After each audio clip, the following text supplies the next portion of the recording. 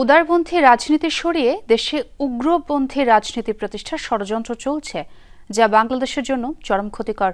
কয়েকটি দল বিএনপিকে নিয়ে মিথ্যা অপপ্রচার চালাচ্ছে, এমন অভিযোগ করেছেন বিএনপি মহাসচিব মির্জা ফখরুল ইসলাম আলমগীর। বলেন, নির্ধারিত সময়ে নির্বাচন না হলে দেশে আবারও ফ্যাসিবাদের উত্থান হবে। দেশে বিদেশে সেই অপচেষ্টা শুরু হয়েছে। এলএমই সার্টিফাইড বিশ্বসেরা কপারে তৈরি ওয়ালটন কেবলস, যা আপনার স্থাপনাকে রাখবে সব সময় নিরাপদ। প্রেস ক্লাবে সৈয়দ ফাতেমা সালামের রক্তাক্ত জুলাই গ্রন্থের মোড়ক উন্মোচন করেন বিএনপি মহাসচিব মির্জা ফখরুল ইসলাম আলমগীর। অনুষ্ঠানে রাজনীতি, নির্বাচন ও সমসাময়িক নানা বিষয়ে কথা বলেন তিনি।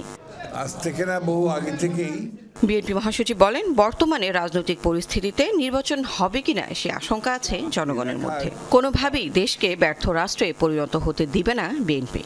আজকে যদি নির্বাচন বন্ধ করা হয়, ফ্যাসিবাদের ফিরে আসার সম্ভাবনা অনেক বাড়বে। বিভিন্ন সময় অনেকেই চেষ্টা করছে এই ফ্যাসিবাদকে নিয়ে আবার কথা বলার জন্য, এবং বিদেশেও আপনার এটা নিয়ে কাজ হচ্ছে।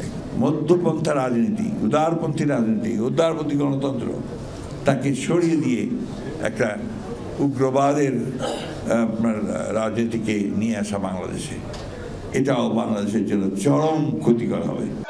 আরেক অনুষ্ঠানে দলটির স্থায়ী কমিটির সদস্য ডাক্তার জাহিদ হোসেন আশা করেন, রোডম্যাপ ধরে তফসিলের পথে এগিয়ে যাবে ইসি। আগামীর বাংলাদেশ হিসাবে গড়ে তোলার জন্য দায়িত্ব পালন করবে। সেই দায়িত্ব প্রয়োগ করার ক্ষমতা কার আছে? ক্ষমতা হচ্ছে জনগণের। আর জনগণ এই দায়িত্ব দেওয়ার উপায় হচ্ছে একটি সুষ্ঠু অবাধ জাতীয় নির্বাচন। সেই নির্বাচনের যে রোডম্যাপ গতকালকে নির্বাচন কমিশন ঘোষণা করেছে, যুগোপযোগী খালি নয়, সময় উপযোগী এবং মানুষের চাহিদার সাথে সামঞ্জস্যপূর্ণ একটি পদক্ষেপ।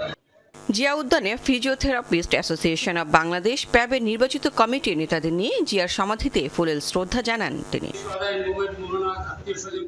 Lovely Bithi, Jamuna news, Dhaka.